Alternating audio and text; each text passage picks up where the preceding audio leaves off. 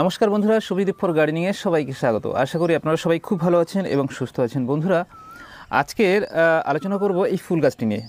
দেখে নিশ্চয়ই চিনতে পারছেন, এটা হচ্ছে ব্লিডিং হার্ট।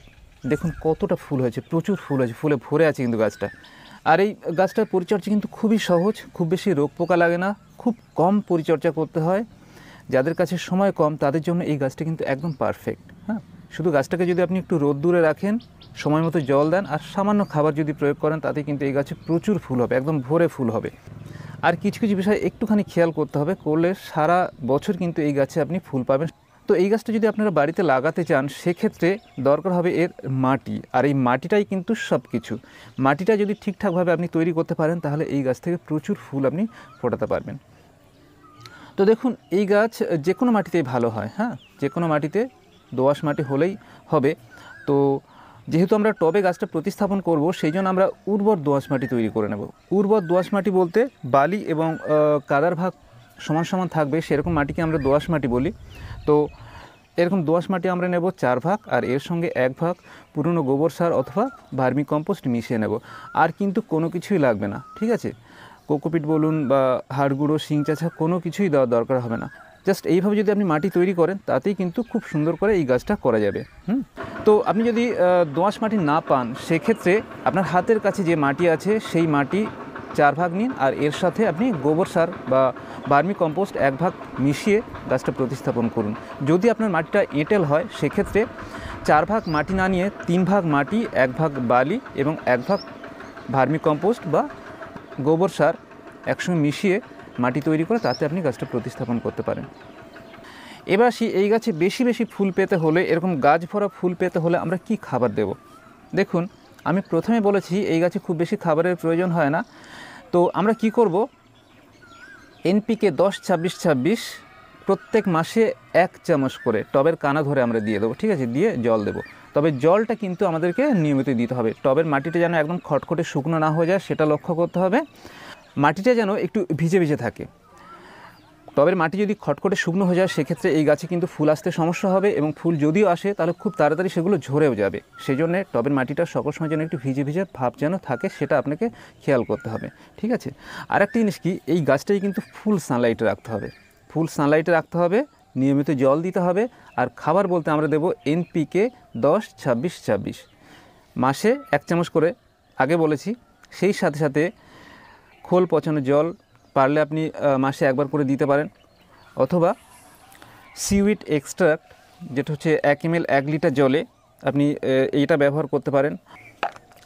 অথবা ডাস্ট ফর্মে একটা পাওয়া যায়, একটা, এতে সিউইড এবং হচ্ছে হিউমিক অ্যাসিড দুটোই আছে। এটাও কিন্তু খুবই ভালো কাজ করে। এটার নাম হচ্ছে ট্যালেন্ট 95, আর এটা তো আপনারা সবাই জানেন, সাগরিকা সিউইড। তো যে কোনো একটা, হয় ট্যালেন্ট 95 অথবা সাগরিকা সিউইড 1 লিটার জলে 1 ml ভালো করে মিশিয়ে টবের মিডিয়াতে দিয়ে দেবেন। মাসে 1 বার করে দিলেই হবে। আর আপনি যদি ট্যালেন্ট 95 ব্যবহার করতে চান, সেক্ষেত্রে 2 লিটার জলে 1/2 চামচ মিশিয়ে তার থেকে 1 লিটার জল আপনি এই গাছে দিতে পারেন, যদি 10 বা 12 ইঞ্চি টব হয় আর কি।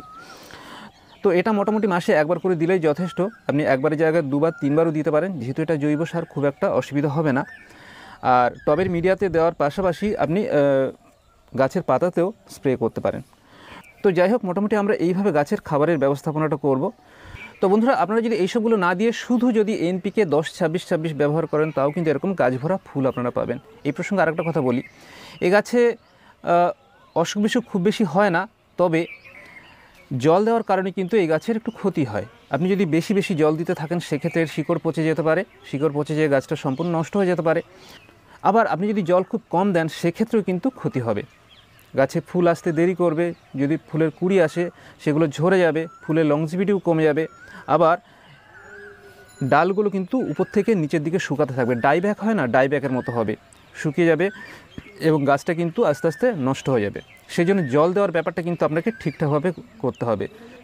বন্ধুরা, আমি আগে বলেছি এই গাছে পোকামাকড় খুব কম হয়, তবুও আমরা কি করব, নিম তেল অন্ততপক্ষে মাসে 1 থেকে 2 বার স্প্রে করব, ঠিক আছে? 1 থেকে 2 বার নিম তেল স্প্রে করবো। আর নিম তেলটা কিন্তু আমরা স্প্রে করব সন্ধ্যার দিকে, ঠিক আছে? সন্ধ্যার দিকে রোদ্দুর থাকতে থাকতে কিন্তু আমরা নিম তেল স্প্রে করব না। তো এইভাবে যদি আমরা গাছের পরিচর্যা করি, তাহলে আমাদের গাছের গ্রোথ যেমন ভালো হবে, সেই সাথে সাথে গাছে কিন্তু প্রচুর ফুল আসবে। আর একটা জিনিস, এই গাছে ফুল কিন্তু দীর্ঘদিন থাকে। তো ফুলটা হলো, ফুল হওয়ার পরে যখন ফুলগুলো ঝরে গেল তখন আমরা কি করব, হালকা করে একটু ট্রিমিং করে দেবো, আগাগুলো সব ছেটে দেবো। ছেটে দিলে এখান থেকে আবার নতুন নতুন প্রচুর শাখা বেরোবে এবং সেই শাখাতে কিন্তু প্রচুর ফুল হবে, ঠিক আছে। আর যেহেতু আমরা গাছটা টবে করছি, সেই জন্যে যখন যে ডালটা একটু বড় হয়ে যাবে সেই ডালটাকে আমরা কেটে ছোট করে রাখবো, ঠিক আছে। তো বন্ধুরা, আপনারা যদি এই ব্লিডিং হার্ট ফুল গাছটা লাগাতে চান, সেক্ষেত্রে এই কয়েকটা বিষয় কিন্তু আপনাকে খেয়াল করতে হবে। প্রথমত এর মাটিটা ঠিকঠাকভাবে তৈরি করতে হবে এবং হচ্ছে খাবার হিসাবে NPK 10-26-26 বা আর যেগুলোর কথা বললাম সেইগুলো কিন্তু আপনাকে ঠিকঠাকভাবে দিতে হবে। আর একটা জিনিস কি, এই গাছে কিন্তু নাইট্রোজেন জাতীয় সার খুব বেশি প্রয়োগ করা যাবে না, ঠিক আছে। খুব বেশি যদি নাইট্রোজেন জাতীয় সার প্রয়োগ করেন তাহলে গাছটার গ্রোথ বেশি হবে, ফুল কিন্তু খুবই কম হবে। তো এইভাবে গাছের পরিচর্যা করুন। আর যদি ব্লিডিং হার্ট আপনার কাছে না থাকে তাহলে একটা কিনে নিয়ে আসুন। এ গাছে প্রচুর ফুল ফোটাতে পারবেন এবং সেই সাথে সাথে আপনার বাগানের শোভাও কিন্তু বৃদ্ধি পাবে। তো বন্ধুরা, এই ছিল আজকে ছোট্ট এপিসোড। আশা করি আপনারা বুঝতে পেরেছেন। যদি কোনো রকমের অসুবিধা হয় তাহলে অবশ্যই কমেন্ট করবেন। আর ভিডিওটা যদি ভালো লাগে তাহলে অবশ্যই একটা লাইক করবেন এবং বন্ধুদের কাছে শেয়ার করে দেবেন। আর যে বন্ধুরা এখনও চ্যানেলটা সাবস্ক্রাইব করেননি, আপনারা চ্যানেলটা সাবস্ক্রাইব করে নেবেন। আমি সকল সময় এরকম গার্ডেনিং রিলেটেড ভিডিও দিতে থাকবো। সবাইকে অসংখ্য ধন্যবাদ সম্পূর্ণ ভিডিওটা দেখার জন্যে। সবাই সুস্থ থাকুন, ভালো থাকুন, নমস্কার।